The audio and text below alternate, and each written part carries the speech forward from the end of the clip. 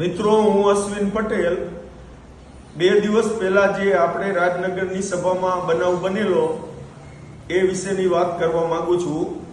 એ સમયે જે ઉગ્રતાથી જે બનાવ બન્યો એના માટે બનવો ન જોઈએ એના માટે હું દિલગીરી વ્યક્ત કરું છું।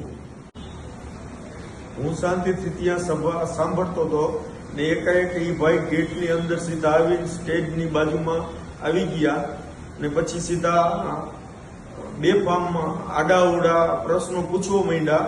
એટલે પછી મેં માઇક લેવાની કોશિશ કરી, એટલે પછી એને દીધું નહીં, નજર મારી સામે કરીને ગાઢ શબ્દ એક યુઝ કર્યો, એટલે મારાથી હાથ ઉપડી ગયો થોડો।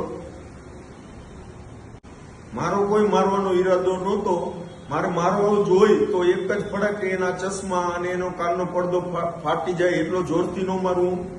ત્યારબાદ હું મારી રીતે બહાર નીકળી ગયો ને એ ભાઈ એના ઘરે નીકળી ગયા।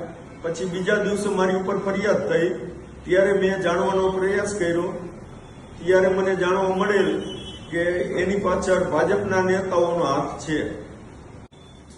મને જાણવા મળ્યું કે એને ફરિયાદ કરવા લઈ જવા વાળા શૈલેષભાઈ માકાસણા, ત્યાંના કોર્પોરેટર જયદીપભાઈ દેત્રોજા તથા અન્ય 4-5 નેતાઓ ભાજપના પોલીસ સ્ટેશને તેને લઈ ગયેલ અને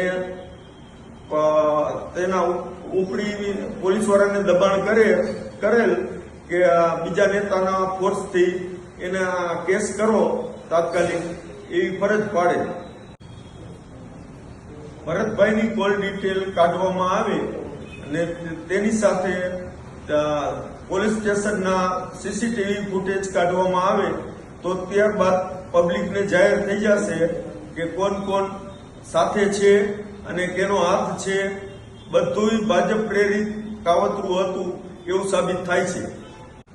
આ કાવતરા પાછળ જે ભાજપના નેતાઓ હતા એના પણ હું નામ જાહેર કરીશ ટૂંક સમયમાં।